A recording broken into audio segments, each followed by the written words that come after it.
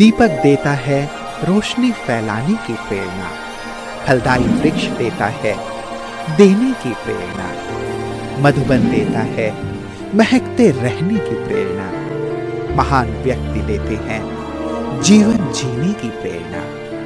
आओ प्रेरणा से दें हम सभी को प्रेरणा।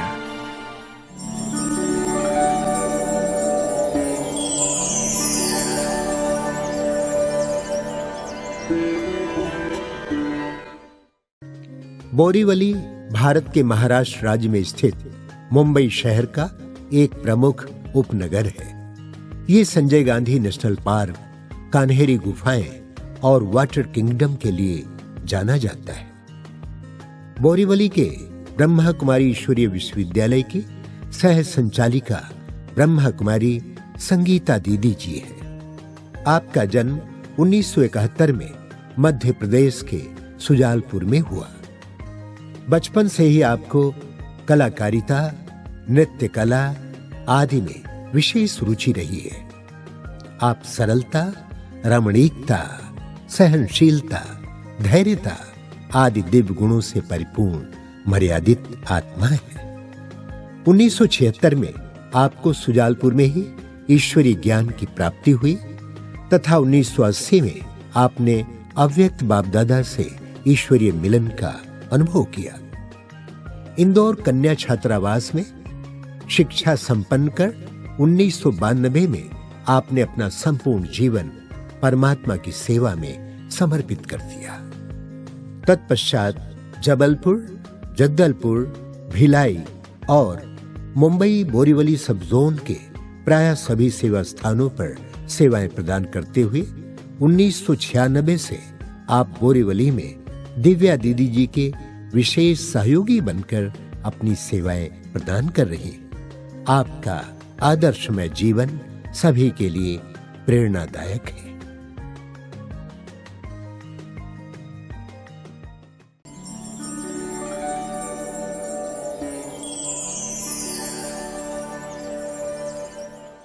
ओम शांति। लौकिक में पारिवारिक वातावरण धार्मिक भी था, राजनीतिक वातावरण भी था और सामाजिक वातावरण भी था।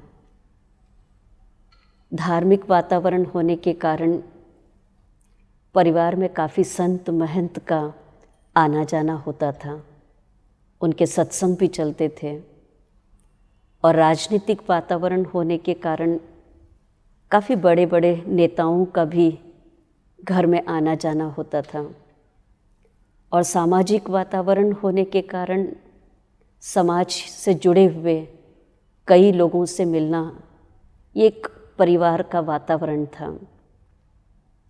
लेकिन यही सारे वातावरण के चलते 1976 में हमारे लौकिक गांव में शुजालपुर, जो भोपाल और उज्जैन के मध्य पड़ता है मध्य प्रदेश में, तो उस स्थान पर छोटा सा गांव था।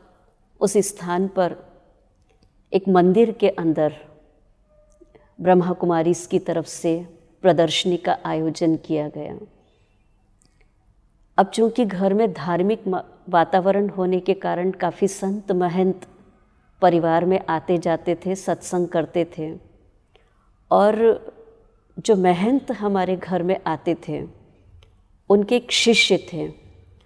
उनको जब पता चला कि ब्रह्मा कुमारी की यहाँ पर एग्जीबिशन होनी है और इनके परिवार के कोई सदस्य वहाँ न चले जाएं, तो उन्होंने कुछ इस तरह की चर्चाएं पूरे शहर में कहो और लोगों के बीच में करके रखी थी कि कभी भी ब्रह्मा कुमारी में नहीं जाना, क्योंकि वहाँ पे बड़े बड़े कैमरे लगे होते हैं और जो एक बार वहाँ चला जाता है वो उसमें कैद हो जाता है, उनके वशीभूत हो जाता है। इसलिए कभी भी ब्रह्मा कुमारियों के संपर्क में नहीं आना। तो हमारे लौकिक पिताजी को जब से ही मन में एक दृढ़ संकल्प उनके अंदर आ गया था कि ये ऐसा क्यों बोल रहे हैं ब्रह्मा कुमारी के बारे में, और ऐसी ये कौन सी संस्था है जिसमें जाने के लिए मना कर रहे हैं। तो जैसे ही मंदिर के अंदर प्रदर्शनी लगी तो उनके अंदर एक उत्कंठा हुई, मैं जाके तो देखूं आखिर कैसे कैमरे होते हैं, किस तरह से कैद करते हैं, क्या सुनाती हैं, कौन है वो बहनें। तो जैसे ही पिताजी मंदिर में गए, प्रदर्शनी के स्थान पर पहुँचे और वहाँ पर बहनों को देखते ही वो इतने प्रभावित हुए। उन बहनों की पवित्रता, सादगी, उनकी मिठास, उनकी जो अच्छाई थी, इससे इतने ज़्यादा वो प्रभावित हो गए थे। तो पहले तो बहनों के जीवन को उन्होंने देखा, पढ़ा, उसके बाद में उन्होंने प्रदर्शनी सुनी और वो देख कर के उनको लगा कि ऐसा कैसे कोई बोल सकता है इतने ऊंचे ज्ञान और इतनी पवित्र बहनों के लिए। और बस तब से उन्होंने ठान लिया कि मुझे रोज़ ब्रह्मा कुमारीज़ में जाना है और वहाँ के ज्ञान को सुनना है, अपनाना है। और यहाँ तक कि उनके मन में आया कि जब वो वापस लौकिक परिवार में आए तो उन्होंने अपने महंत के शिष्य, जिन्होंने इस प्रकार की भ्रांति को फैला के रखा था, उन्होंने इस तरह से कहा कि इसके बाद अगर आपने ब्रह्मा कुमारीज़ के बारे में, इन पवित्र बहनों के बारे में अगर कुछ भी किसी को कहा तो आज के बाद मैं आपको अपने घर में आने नहीं दूंगा, मैं अपने गांव में आने नहीं दूंगा। तो वो तो धीरे धीरे ज्ञान में पक्के होते गए और लौकिक माता जी, जो कि पारिवारिक बंधन बहुत थे, लेकिन फिर भी पारिवारिक बंधनों को तोड़ते हुए लौकिक माता जी ने भी सेंटर पर जाना शुरू किया, रोज़ ज्ञान सुनना शुरू किया। अब चूँकि माता पिता दोनों ही सेंटर पे जाते थे, उस समय महज मेरी उम्र 5 साल की थी और मेरे 3 बड़े भाई थे। तो माता पिता के साथ साथ हम भाई बहनें भी सेंटर पर जाते थे और सेंटर पे जब जाते थे तो ज्ञान तो समझ में नहीं आता था, लेकिन सेंटर का वातावरण बहुत अच्छा लगता था। वो इतनी पवित्रता आत्मा को खींचती थी और लगता था कि रोज़ हमें अपने माता पिता के साथ वहाँ जाना चाहिए। तो हम ऐसे सेंटर पे जाते थे, बहनों के साथ खेलते थे, बहनों के साथ खाते थे और बहनों के साथ वो जीवन देख कर के बहुत अच्छा लगता था। इवन उस समय ज्ञान मुझे समझ में नहीं आता था, लेकिन हमारे सेंटर की बहन जब किसी को कोर्स कराती थी तो मैं उनके बाजू में पल्लू पकड़ के बैठ जाती थी और जब तक कोर्स चलता था मैं उनका ऐसे पल्लू पकड़ के बैठी हुई होती थी। तो जो कोर्स करने वाले हैं वो पूछते थे, ये आपकी बेटी है, आपकी बहन है? तो वो कहते थे कि नहीं, ये मेरी बहन है, अलौकिक बहन है। और इस तरह से वो ज्ञान सुनते सुनते भी थोड़ा थोड़ा ज्ञान का रंग, ज्ञान का संग आत्मा को लगने लगा। तो इस तरह से 76 में ज्ञान सुनने की और सेंटर पर जाने की शुरुआत हुई।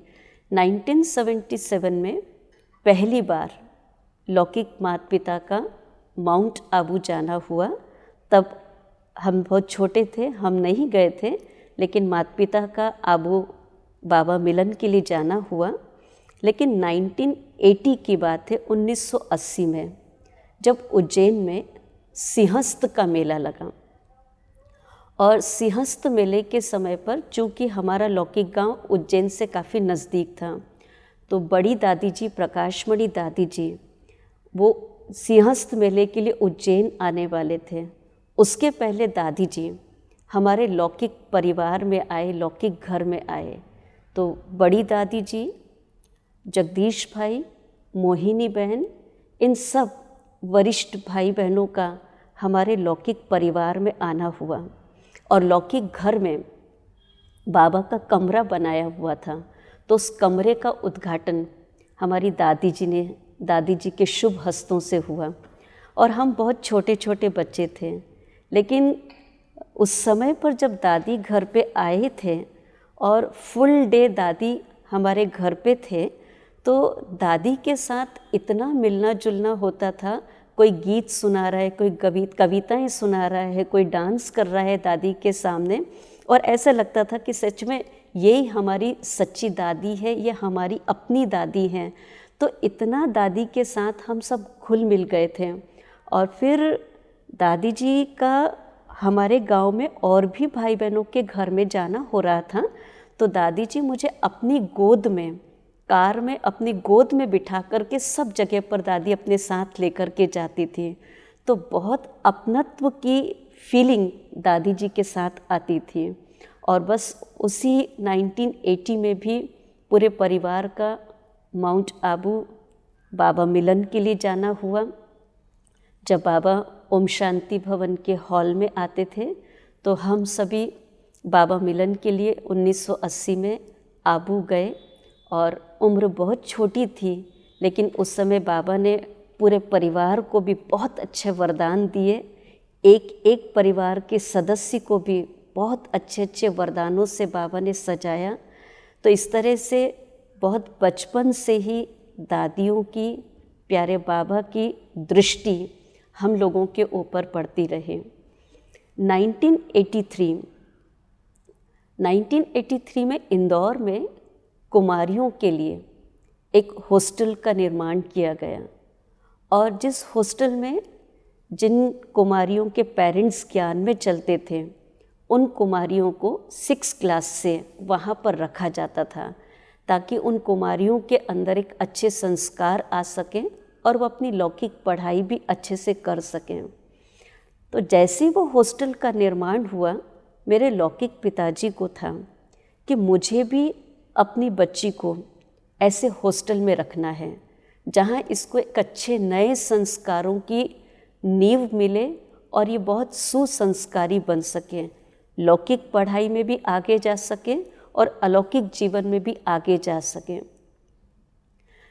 तो जब मुझे हॉस्टल में जाने की बात आती थी, लेकिन लौकिक परिवार वालों की रोक होती थी, लौकिक दादी जी मुझे जाने नहीं देना चाहती थी।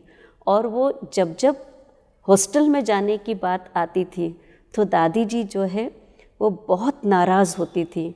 इसलिए मेरा वहाँ जाना 2 साल तक नहीं हुआ। लेकिन उन्हीं 2 सालों के बीच में एक ऐसी दुर्घटना मेरे साथ घटी, कई परिवार में भी घटनाएं घटी, कई पर्सनल लाइफ में भी ऐसी घटनाएं घटी जिसने बाबा के प्रति मेरे अंदर के निश्चय के नींव को बहुत ज़्यादा मजबूत किया। और सबसे बड़ी घटना थी जब मैं बहुत छोटी थी, मैं समझती हूँ 8 या 9 वर्ष की थी। एक बार पूरा परिवार बारात में अंकल की शादी में जा रहे थे और हम लोग सब ट्रेन से उस बारात में जाने वाले थे। तो रात को हम सभी निकले और सुबह में हमारी ट्रेन, मध्य प्रदेश में ही एक रतलाम स्टेशन है, तो हमारी ट्रेन वहाँ पर पहुँची। जैसे ही ट्रेन रतलाम स्टेशन पर पहुँची, सुबह सुबह का टाइम था, हम काफ़ी बच्चे थे जो उस ट्रेन से बारात में गए हुए थे, पिताजी भी थे, भाई भी थे, बहुत सारे रिश्तेदार थे साथ में। तो सुबह का टाइम था, तो बाकी सब लोग वो ट्रेन से उतर के सुबह में प्लेटफॉर्म पे गए और वहाँ पे जाके वो चाय नाश्ता आदि कर रहे थे। और हम सब छोटे बच्चों को उन्होंने ट्रेन में छोड़ दिया था, ये कह करके कि हम लोग आप लोगों के लिए नाश्ता आदि लेकर के आते हैं। और बाकी सब लोग तो प्लेटफॉर्म पे गए, हम बच्चे सब ट्रेन के अंदर थे। लेकिन स्टेशन के बहुत नज़दीक बाबा का घर था। तो पिताजी ने मेरे भाइयों को कहा कि तुम संगीता का ख्याल रखना और मैं सुबह का टाइम है, सेंटर पर जा कर के बाबा की मुरली सुन कर के आता हूँ। और पापा जो हैं वो सेंटर पे चले गए, बाकी सब प्लेटफॉर्म पे, हम बच्चे सब ट्रेन के अंदर थे। तो पता नहीं मुझे अचानक क्या हुआ, सबको प्लेटफॉर्म पे मज़ा करते हुए देखते देखते मुझे हुआ कि मैं भी क्यों नहीं वहाँ चली जाऊँ। तो मैं ट्रेन से उतर गई नीचे, बाकी सब थे, मैं ट्रेन से नीचे उतरी क्योंकि जहाँ हमारी ट्रेन खड़ी थी उसके बाद एक पटरी और थी और उसके बाद फिर वो प्लेटफॉर्म था। तो मैं उतर के पटरी के बीच जैसे ही गई तो पीछे से एक इंजन आ रहा था। और जब वो इंजन दूर था, थोड़ा फास्ट था वो इंजन, लेकिन मेरे को उस समय समझ नहीं आ रहा था कि ये इंजन पीछे से आ रहा है तो मैं वापस पीछे आ जाऊं या मैं क्या करूं। और बहुत छोटी थी, मैं समझती हूँ 8 या 9 साल की थी। तो इंजन जब आ रहा था पीछे से, उसकी आवाज़ आ रही थी, प्लेटफॉर्म पे जो लोग खड़े थे वो सब चिल्ला रहे थे, आवाज़ कर रहे थे, सब बचाने की कोशिश कर रहे थे। और मैं उस इंजन के आगे आगे दौड़ती जा रही थी। मेरे पीछे जो इंजन था थोड़ा सा स्लो तो हुआ था लेकिन रुका नहीं था। और मैं उस पटरी के बीच में हाथ ऊंचा करके और ज़ोर ज़ोर से चिल्लाते हुए बचाओ बचाओ बचाओ, ऐसे करते हुए मैं दौड़ती हुई जा रही थी। अब प्लेटफॉर्म पे खड़ा हुआ कोई व्यक्ति बचा नहीं पा रहा है, कह रहे हैं, चिल्ला रहे हैं, पर कोई कुछ कर नहीं रहा है। आप विश्वास नहीं करेंगे, प्लेटफॉर्म पूरा होने पर था और कॉर्नर पर एक व्यक्ति पूरा कंबल ओढ़ के सोया हुआ था, उसको कोई घटना का पता नहीं। और जैसे ही मैं चिल्लाती हुई आगे जा रही थी तो जैसे बाबा की प्रेरणा कहो, उस व्यक्ति ने कुछ नहीं देखा, कंबल उठाया और मेरा हाथ ऊपर खींच लिया और वो इंजन वहाँ से पास हो गया। तो सारे प्लेटफॉर्म पे जितने भी लोग थे सबको एक सदमा सा था और सबको ये खुशी भी थी कि बच गई है।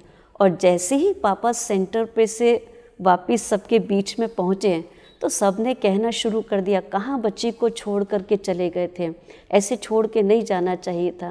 लेकिन पापा इतने विश्वास के साथ कहते थे, मैं बाबा के भरोसे मैं अपनी बच्ची को छोड़ करके गया था और बाबा उसको संभालने वाला था।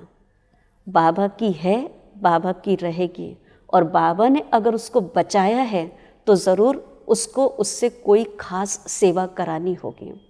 तो ऐसे ऐसे कई प्रसंग जीवन में घटे जिसने भगवान के प्रति बहुत निश्चय को पक्का किया और भगवान से दिलो दिल प्यार बढ़ता भी गया।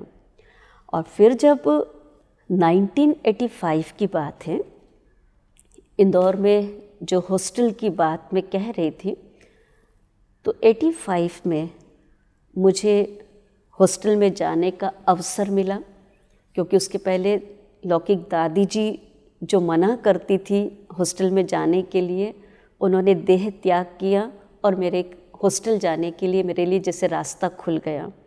और फिर माता पिता बहुत प्यार से मुझे हॉस्टल में, जब मैं 9th क्लास में थी, और मुझे वो हॉस्टल में छोड़ करके आए। हॉस्टल में जाना ये मेरे लिए एक वरदान साबित हुआ। हॉस्टल में जा कर के मुझे अपने आप को एक नया शेप देना, नया आकार देना, मुझे अपने आप को नए सांचे में ढालना, वो बहुत आसान हो गया। और हॉस्टल में जाने के बाद मुझे लगा कि शायद यहीं से ही मेरी एक नई ज़िंदगी प्रारंभ होगी। तो हॉस्टल में जो वहाँ इंदौर में हॉस्टल था, और इंदौर जोन के जो मुख्य डायरेक्टर थे ओम प्रकाश भाई जी और आरती बहन, दोनों ने हम कुमारियों की बहुत अच्छी पालना की।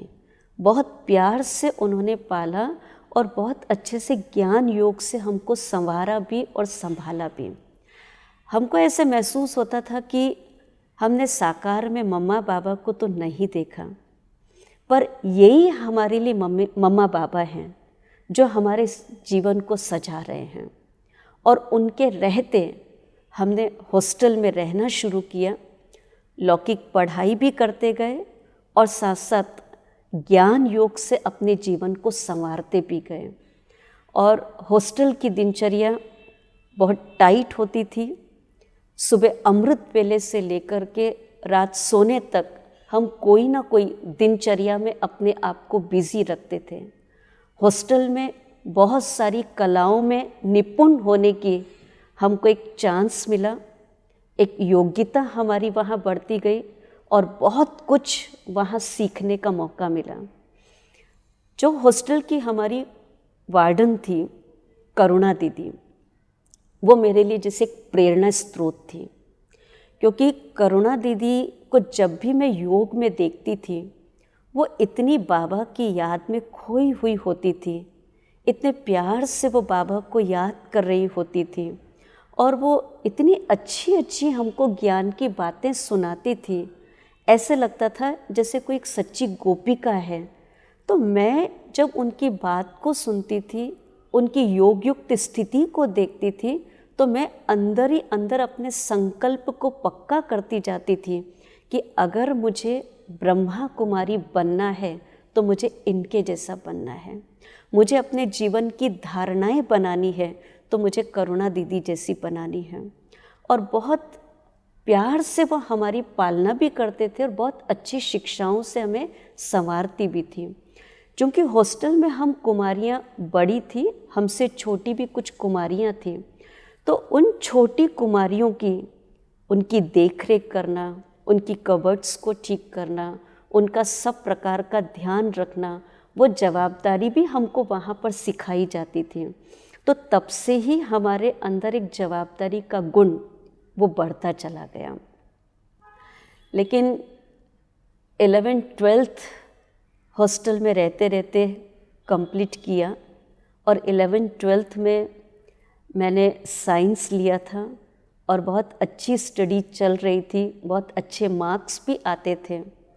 लेकिन 12th के बाद मन में एक अलग प्रकार का परिवर्तन महसूस करती थी और मनोमन बस ये चलता था कि अब मुझे आगे पढ़ाई नहीं करना है, बस अब मुझे अपने जीवन को परमात्मा के कार्य में सौंपना है, अब मुझे बस ईश्वरीय सेवा करनी है। और फिर 12th के बाद मेरा पढ़ाई में मन भी नहीं लगता था और मुझे लगता था मैं जल्दी से जल्दी बाबा के घर जाऊं और बस सेवा करूं। तो 12th पूरा होने के बाद मैंने ओम प्रकाश भाई जी के सामने अपनी ये बात रखी कि भाई जी बस अब मुझे सेवा में रहना है, अब मुझे पढ़ाई नहीं करना है। लेकिन ओम प्रकाश भाई जी बहुत तीक्ष्ण बुद्धि थे, विशाल बुद्धि थे और उन्होंने बहुत प्यार से कहा कि संगीता अभी तुम बहुत छोटी हो, तुमने 12th तो किया है, अभी तुम 3 साल और ग्रेजुएशन कर लो, 3 साल पढ़ लो, फिर उसके बाद हम तुमको सेवा में लगाएंगे। लेकिन मैं भाई जी को कहती थी कि भाई जी आप कह रहे हो पढ़ने के लिए, पर मेरा मन ही नहीं लगता है और मैं कॉलेज में जाऊंगी, पढ़ूंगी, ठीक से पढ़ाई नहीं करूंगी, मैं फेल हो जाऊंगी तो आपका नाम खराब होगा। तो भाई जी कहते थे कि कोई बात नहीं, मेरा ही नाम खराब होगा ना, तुमको पढ़ना है, 3 साल तुमको पढ़ना है। और मैंने फिर साइंस से अपने सब्जेक्ट्स को चेंज कर लिया। ओम प्रकाश भाई जी की इच्छा थी कि मैं 3 साल पढूं, तो उनके कहने से मैंने कॉलेज में एडमिशन तो लिया, लेकिन ऐसे इजी सब्जेक्ट्स लिए, प्रैक्टिकल सब्जेक्ट्स लिए, ताकि मुझे बहुत मेहनत ना करना पड़े, मैं पढ़ाई भी कर सकूं, ज़्यादा से ज़्यादा टाइम सेवा के लिए भी निकाल सकूं, चाहे स्थूल सेवा हो, चाहे बाबा की कोई भी सेवा हो। तो इस तरह से मैंने सब्जेक्ट्स लिए और अंदर में इतना बाबा की स्मृति रहती थी। जब मैं हॉस्टल से कॉलेज जाती थी, सारी रास्ते मेरे कानों में बाबा के गीत गूंजते थे और सारे रास्ते जो बाबा के गीत गूंजते थे, मेरी आँखों से अश्रुधारा बहती थी। और ऐसी स्थिति में मैं कॉलेज जाती थी। कॉलेज में मैंने अपने कोई भी फ्रेंड्स नहीं बनाए, बस पढ़ाई पूरी कर, जो वहाँ का कार्य है पूरा किया और मैं तुरंत हॉस्टल आ जाती थी। और मैं ये समझती थी कि जितना मुझे टाइम मिले मैं ज़्यादा से ज़्यादा सेवा करूं। ऐसे करके मैंने 3 साल तो कंप्लीट किए कॉलेज के। और जैसे ही मेरा कॉलेज पूरा हुआ तो मैंने भाई जी को फिर कहा कि भाई जी अब ये 3 साल आपके कहने से मैंने पूरे कर दिए हैं, अब तो मुझे सेंटर पे रख लीजिए, अब तो मुझे सेवा में लगा दीजिए। तो भाई जी ने कहा कि देखो ऐसे मैं सेंटर पे नहीं रख सकता हूँ, इसके लिए आपको अपने माता पिता की छुट्टी चाहिए होगी, उनका पत्र लगेगा, माता पिता पत्र देंगे, छुट्टी देंगे तो फिर हम आपको सेंटर पे रख सकेंगे। तो मुझे हुआ कि आपको अगर पत्र चाहिए तो ठीक है, मैं अभी चले जाती हूँ। और मैं उसी रात अपने लौकिक घर चली गई और लौकिक घर जाकर किसी को बताया भी नहीं था कि मैं आ रही हूँ, इस कारण से आ रही हूँ। और मैं जब घर गई तो घर वाले भी बहुत आश्चर्यचकित थे कि ये अचानक इंदौर से शुजालपुर क्यों आ गई, घर क्यों आ गई। और घर पहुँच कर के मैंने अपने माता पिता के सामने एक ही रट लगा कर के रखी थी, मुझे चिट्ठी दे दो, मुझे छुट्टी दे दो, मुझे चिट्ठी दे दो, मुझे छुट्टी दे दो। तो माता पिता उस समय बड़े पक्के थे, ज्ञान में तो बहुत पक्के थे, उनके निश्चय का तो ठिकाना नहीं था। और मेरे लौकिक पिताजी, क्योंकि हमारा मारवाड़ी समाज था और मारवाड़ी समाज, उनकी मान्यताएं बिल्कुल अलग थी। कितनी भी परिस्थिति, कितनी भी बातें आती थी, पर मेरे पिताजी हमेशा एक ही बात कहते थे कि सारा समाज एक हो जाए पर मैं अपनी लड़की को ब्रह्मा कुमारी बना के छोड़ूंगा। जब मैं उनकी ये बात सुनती थी तब मेरे को अंदर में डर लगता था कि इनका संकल्प ऐसा है और अगर मैं ना बन पाई तो इनका नाम भी खराब होगा, परिवार का नाम खराब होगा। लेकिन हॉस्टल में जाने के बाद ये नींव पक्की हुई और मैं ही संकल्प लेकर के गई कि मुझे अब सेवा करनी है, ब्रह्मा कुमारी बनना है और आप मुझे चिट्ठी दे दो। उस समय पर पापा तो फिर भी थोड़े तैयार हुए, लेकिन मम्मी तैयार नहीं थी। और मम्मी एक ही बात कहती थी, तुम बहुत छोटी हो, दुनिया बहुत रंग रंगीली है, थोड़ा और दुनिया को देख लो, थोड़ा और पढ़ाई कर लो, थोड़ी और परिपक्व हो जाओ, फिर हम आपको छुट्टी दे देंगे। लेकिन मैं उस समय पे पूरी तरह से वज्र की तरह कि नहीं, मुझे बस अब पढ़ना नहीं है। मेरे तीनों भाई, मेरे माता पिता, सबकी आंखों में आंसू थे कि ये क्यों इतनी जल्दी सेंटर पर रहने की छुट्टी मांग रही है। मेरे माता पिता ने मेरे इतना कहने पर सुबह अमृत वेले उठ कर के पत्र लिखना शुरू किया। आपको विश्वास नहीं होगा, उन्होंने 3 बार पत्र लिखा और तीनों बार पत्र आंसुओं से भीग गया था। और इतना वो पत्र भीग गया था कि उसको फिर यूज़ नहीं कर सकते थे। और फिर बहुत मजबूती के साथ उन्होंने उस पत्र को लिखा। उन्होंने पत्र भी दिया। मेरे तीनों भाइयों ने मेरे से अलग जाकर के बहुत सारी प्रतिज्ञाएं कराई। और ये प्रतिज्ञा उनकी थी कि तुमको तीनों भाइयों की शादी में आना पड़ेगा, तुमको हर त्यौहार पे घर आना पड़ेगा, तुमको हर प्रसंग पे घर आना पड़ेगा। चूँकि मुझे सेंटर पर रहने की छुट्टी चाहिए थी तो मैं उनकी हर बात में हाँ जी, हाँ जी, हाँ जी, हाँ जी करती थी ताकि वो जल्दी मुझे छुट्टी दे और मैं निकल जाऊं। सारे परिवार के सदस्य, उनकी आंखों में आंसू हैं और बाबा की इतनी शक्ति मेरे अंदर उस समय थी, मेरी आंखों में एक आंसू नहीं था। बस मुझे बाबा और सेवा, बाबा, सेवा, सेंटर, बस यही दिख रहा था। और उन्होंने बहुत प्यार से फिर मुझे चिट्ठी लिख कर के दी और मैं वो चिट्ठी लेकर के वापस अकेले इंदौर चली गई। और मैंने ओम प्रकाश भाई जी को कहा, आपने चिट्ठी मांगी थी, देखो मैं लेकर के आ गई, अब तो मुझे सेंटर पे रख लो। और उसके बाद उन्होंने मेरी हिम्मत और बाबा से प्यार, उस लगन को देख कर के मुझे सबसे पहले जबलपुर में सेंटर पर सेवा करने का मौका दिया। और मेरी ओम प्रकाश भाई जी से एक बात रहती थी कि मुझे एक ही सेंटर पर नहीं रखना, मुझे हर साल अलग अलग सेंटर पर भेजना ताकि हर बहनों का मुझे अनुभव मिल सके, हर सेंटर का मुझे अनुभव मिल सके। तो इसीलिए उन्होंने मुझे जबलपुर, जगदलपुर, भिलाई ऐसे अलग अलग सेवा स्थानों पर भेजा। वहाँ से मैंने सेवाएं शुरू करना प्रारंभ किया। बाबा की नवीनताएं सेवाओं की देखी और सेवा करते करते बड़ा मज़ा आता था, बहुत कुछ सीखने को मिलता था। जब ये सेवाएं करते हुए मुझे 96 हुआ, 92 में मैंने सेंटर पे रहना शुरू किया और 96 में मैं एक बार मीडिया कॉन्फ्रेंस में ज्ञान सरोवर गई थी। और जब ज्ञान सरोवर गई तो वहाँ चंद्रमणि दादी से मिलना हुआ। चंद्रमणि दादी ने मुझसे पूछा कि संगीता, अब तुम बॉम्बे बोरीवली जाओगी सेवा के लिए? और उस समय पे मेरे लौकिक माता पिता भी ज्ञान सरोवर में ही आए हुए थे। दिव्या बहन भी एक कल्चरल विंग की कॉन्फ्रेंस के लिए ज्ञान सरोवर आए हुए थे। और चंद्रमणि दादी जी ने मुझसे पूछा कि तुम बॉम्बे जाओगी सेवा के लिए? चूँकि दादी जी की बात थी और दादी जी कहे तो मैं ना नहीं कर सकती थी, तो मैंने दादी जी की बात को स्वीकारा।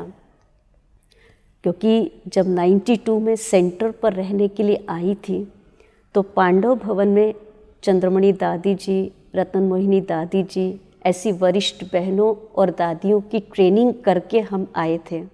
तो मन में एक ही चीज़ चलती थी, जो बड़ों ने कहा है उसको सहज स्वीकार करना है।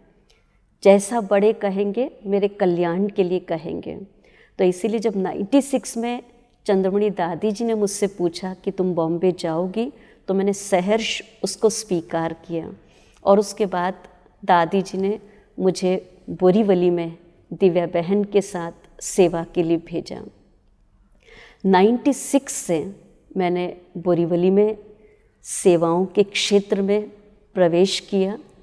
जैसे एक नया सेवा का आकार, एक नया जीवन का आकार हॉस्टल में जाकर के मिला, ऐसे ही जब मैं बोरीवली में आई तो मुझे सेवाओं की नवीनता और सेवाओं की विशालता यहाँ बहुत कुछ देखने को मिला। तो 96 में जब बॉम्बे आई और दिव्या बहन और यहाँ की बहनों के साथ मुलाकात हुई, दिव्या बहन जिनका नाम ही इतना ऊंचा, इतना दिव्य, इतना स्नेह भरा, तो दिव्या बहन की पालना ने तो मेरे जीवन को एक अलग ही आकार दे दिया। और सेवाओं की विशालता, सेवाओं की नवीनता मैंने दिव्या बहन के साथ रह कर के सीखी। 96 से बॉम्बे में सेवा करना शुरू किया। पर चूँकि जैसे पहले मैंने बताया कि हमारा एक मारवाड़ी समाज था, तो परिवार में एक अलग प्रकार की हलचल थी। और वो हलचल इस बात की थी कि देखा, तीनों लड़कों की शादियां तो इन्होंने कितने धूमधाम से की हैं, और जब इनकी लड़की की बारी आई तो उसको सफ़ेद साड़ी पहना दी। लड़की के लिए तो इन्होंने कुछ किया ही नहीं। बस तब से पापा ने, मम्मी ने मन में ठान के रखा था कि पूरे समाज को और परिवार को दिखाना है कि हमने लड़की को सफ़ेद साड़ी नहीं पहनाई है, हमने लड़की के जीवन को संवारने का मौका दिया है। तो बस ये एक जो हलचल थी उसको समाप्त करने के लिए मेरे लौकिक माता पिता ने बड़ी दादी जी से बात की और उनसे कहा कि हम अपनी बच्ची का आबू में समर्पण करना चाहते हैं। चूँकि दादी जी लौकिक परिवार में आई हुई थी और मारवाड़ी समाज को दादी जानती थी, परिवार की स्थिति को दादी जानती थी, बंधनों को जानती थी, तो दादी ने बहुत खुशी से छुट्टी दी कि हम बहुत धूमधाम से संगीता का समर्पण आबू में करेंगे और आप जितने रिश्तेदारों को लेकर के आना चाहते हो आप ज़रूर यहाँ लेकर के आओ। तो 98 में दादी जी ने 12 अप्रैल 98 दादी जी ने ये डेट समर्पण समारोह की माता पिता को दी और माता पिता भी बहुत खुशी खुशी में थे कि चलो एक समाज को ये एक मौका है बताने का कि हमने अपनी बच्ची को कहाँ दिया है और किनके हाथों सौंपा है। तो 98 में ओम शांति भवन के हॉल में मेरे अकेले का समर्पण दादी जी ने रखा। और जब मैं ओम शांति भवन के हॉल में थी और पूरे समाज से करीब 250 लोग माउंट आबू आए थे इस समर्पण समारोह के लिए, परिवार के हर एक सदस्य को लेकर के आए थे कि वो देखें ये क्या होता है। तो जब मैं सुबह सुबह ओम शांति भवन में थी और दादी जी मुरली क्लास करा रहे थे। दादी जी ने मुरली क्लास पूरा किया और दादी जी ने बड़े प्यार से कहा कि पता है आज तो एक सजनी साजन की बनने वाली है, आप सब बाराती बन के आओगे ना। तो दादी जी ने पूरे जितने भाई बहनें बैठे थे सबको निमंत्रण दिया कि आज सबको बारात में आना है, आज तो सजनी जो है साजन को वरने वाली है। और हमारे समाज के तो जो लोग पहुँचे थे वो थे ही, लेकिन दादी जी ने काफ़ी मधुबन निवासियों को सबको निमंत्रण दिया और उनके बीच में ये समर्पण समारोह का कार्यक्रम रखा। वो दिन ऐसा था कि जब दादी जी दूल्हे के रूप में बैठे हुए थे और बाबा ने सजनी बनने का एक मौका दिया था और सभी लोग बैठे हुए थे, समाज वाले परिवार वाले बैठे हुए थे। उस सीन को, उस दृश्य को देखकर एक एक की आंखों में खुशी के आंसू थे और हर एक के दिल से यही निकल रहा था कि कन्यादान हो तो ऐसा हो, जीवन हो तो ऐसा हो। आज तक शादियां तो बहुत देखी हैं पर ऐसी शादी हमने कभी किसी की नहीं देखी है। बस वो दिन था कि जो समाज में हलचल थी, जो लोग विरोध कर रहे थे, वो सब नतमस्तक हो गए। जो माता पिता को उल्टी सुल्टी बातें कहते थे वो माता पिता को बहुत सम्मान की दृष्टि से देखने लगे और एक सेवा का, समाज में सेवा शुरू करने का मौका खुल गया, द्वार खुल गया। और उसके बाद से सबकी भावनाएं चेंज हो गई और सबको पता चला कि हमने आज तक अपने बच्चों की शादी की है, शायद इतने बड़े घर किसी के नहीं जितना बड़ा घर इसको मिला है, इतना अच्छा वर इसको मिला है, इतना अच्छा कन्यादान इन्होंने किया है। तो तब से परिवार का रुख चेंज हो गया, समाज का रुख चेंज हो गया और दादियों की प्यार भरी पालना ने सबको बिल्कुल नतमस्तक कर दिया।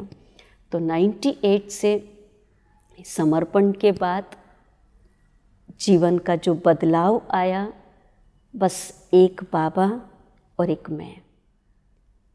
और अब बाबा जो कहेगा, बाबा जैसा कहेगा, जिस कदम पर चलने के लिए कहेगा, ये संकल्प दृढ़ होता गया।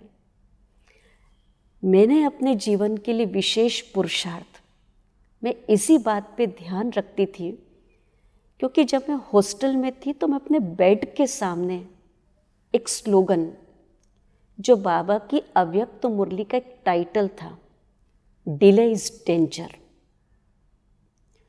वो मुझे हॉस्टल में रहते हुए भी वो छोटा सा स्लोगन टाइटल मुझे बहुत अलर्ट रखता था। और आज भी मैं उस छोटे से छोटा नहीं लेकिन वो बहुत बड़ा टाइटल था, डिले इज डेंजर। आज भी मैं पुरुषार्थ में उस टाइटल को अपने सामने रखती हूँ और जब जब वो बात मुझे याद आती, डिले इज डेंजर, मैं बहुत एक्टिव हो जाती हूँ, बहुत अलर्ट रहती हूँ। फिर चाहे योग की बात हो, चाहे धारणाओं की बात हो, चाहे सेवाओं की बात हो, चाहे पुरुषार्थ की बात हो, लेकिन हमेशा मुझे याद आता है जो करना है मुझे अभी करना है, मुझे डिले नहीं करना है, डिले इज डेंजर। तो इस चीज़ ने मुझे पुरुषार्थ में बहुत आगे बढ़ाया और पुरुषार्थ के लिए जैसे ये सेंटेंस मुझे रास्ता खोलता गया।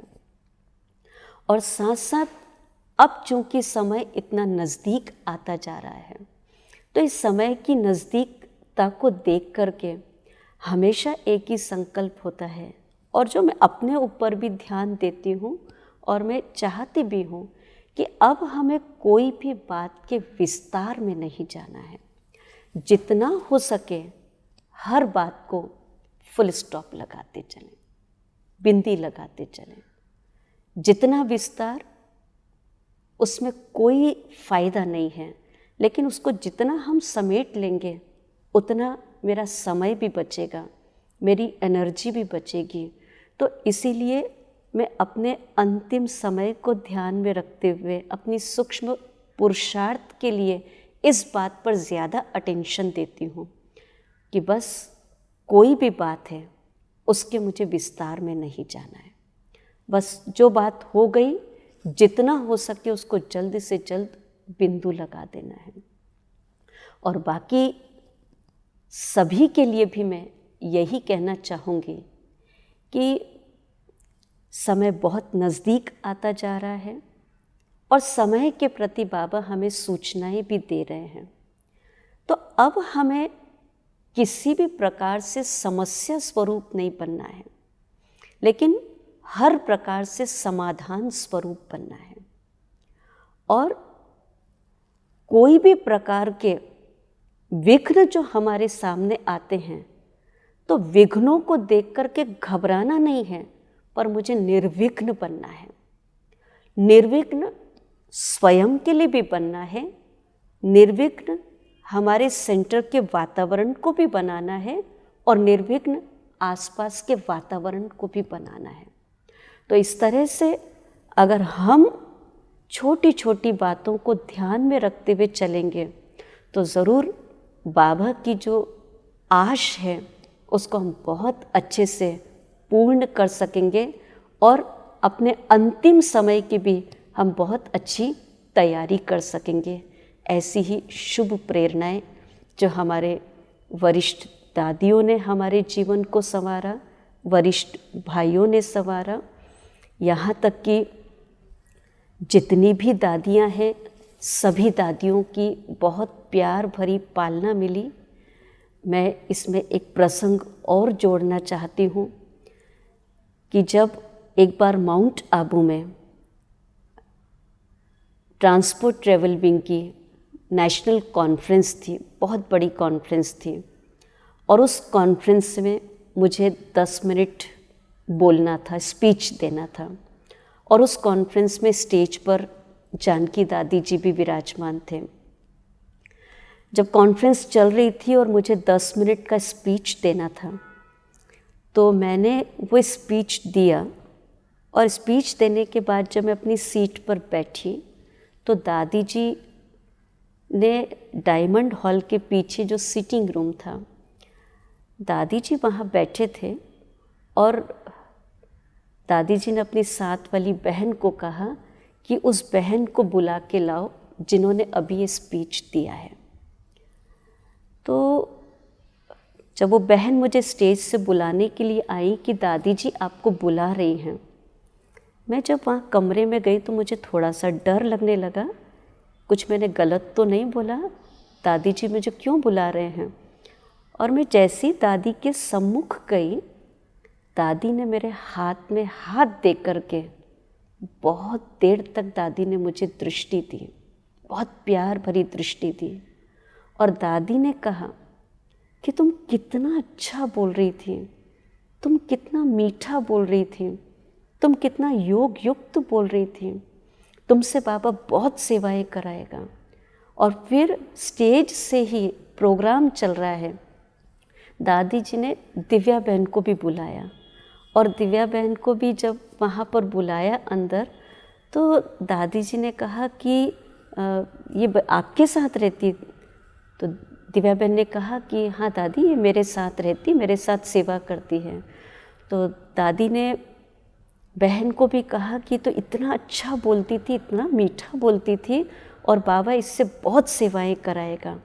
तो ऐसे जानकी दादी दृष्टि देते हुए, हाथ में हाथ देते हुए, इतनी पावर जैसे मेरे अंदर भर रही थी, शायद यही सब ताकत है जो मुझे चला रही है, और यही ताकत है जो मेरे जीवन का एक सुंदर स्वरूप बना रही है।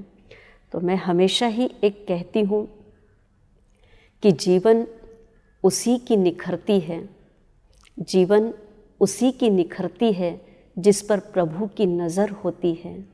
जीवन उसी की संभलती है जिसकी खुदा पर मेहर होती है। जीवन उसी की संभलती है जिस पर खुदा की मेहर होती है। रास्तों के कंटकों से कभी हार नहीं खाना, रास्तों के कंटकों से कभी हार नहीं खाना। सफलता उसी को मिलती है जो श्रीमत की डगर होती है। तो बस ऐसे ही श्रीमत पर चलते चलते ये हमारा जीवन बाबा ने संवार भी दिया और संभाल भी दिया। ऐसे प्यारे बाबा का, ऐसी दादियों का, दीदियों का दिल से हम शुक्रिया अदा करते हैं। ओम शांति।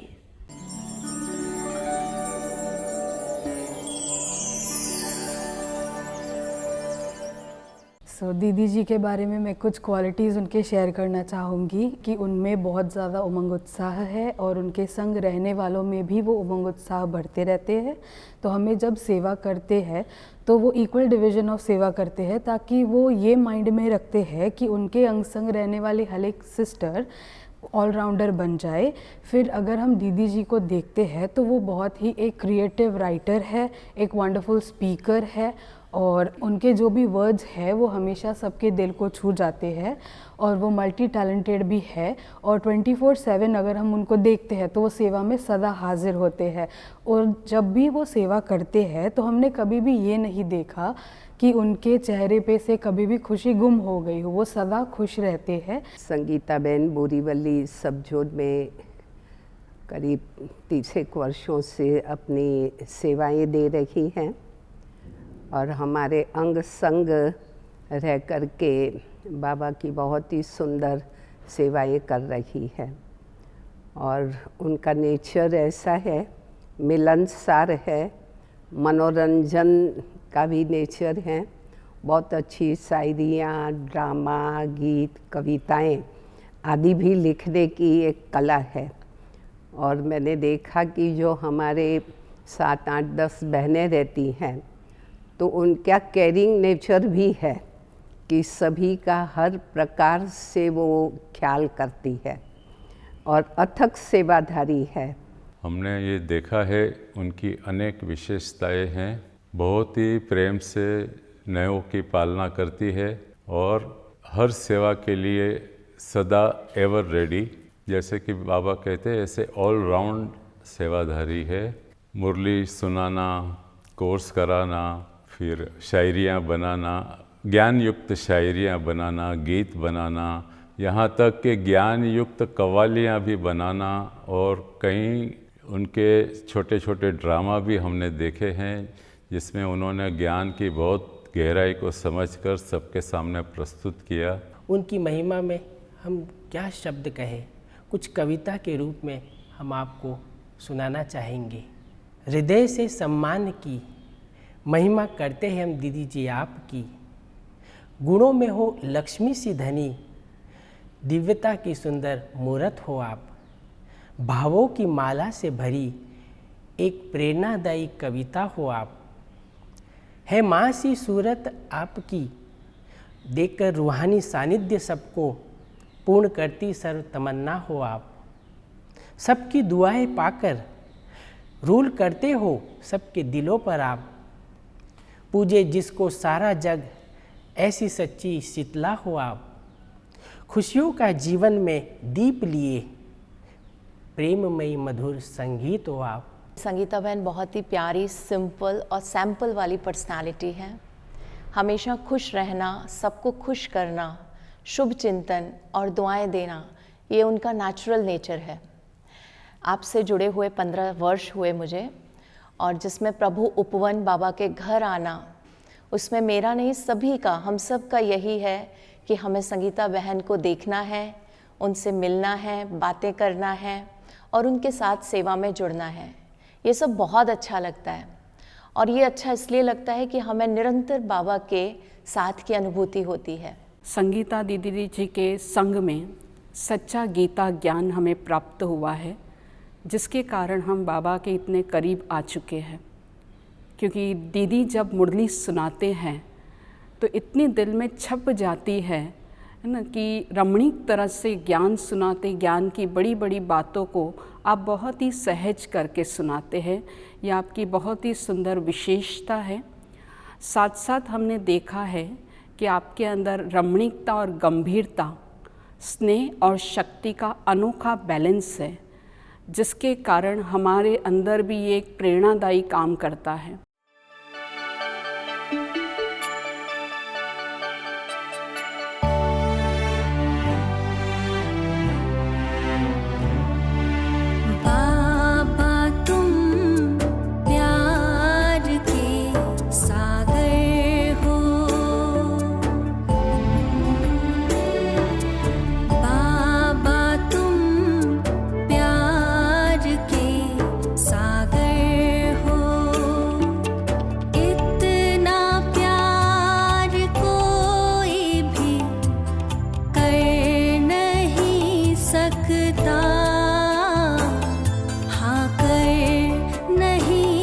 सकता।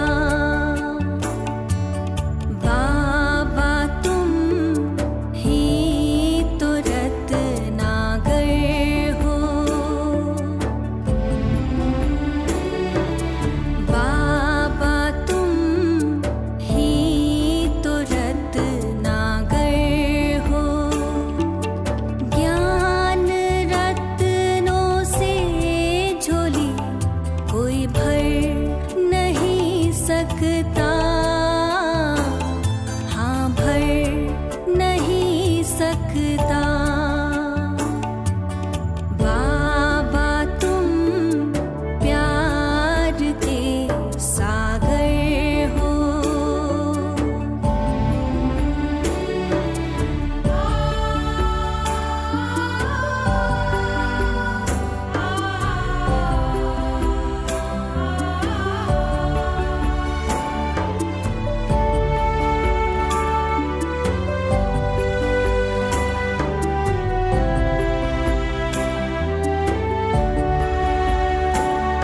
अनमोल तुम्हारी प्रीत मिली, जीने की अनुपम रीत मिली। अनमोल तुम्हारी प्रीत मिली, जीने की अनुपम रीत मिली। तेरी याद में ऐसी शक्ति मिली, अपने मन पर हम जी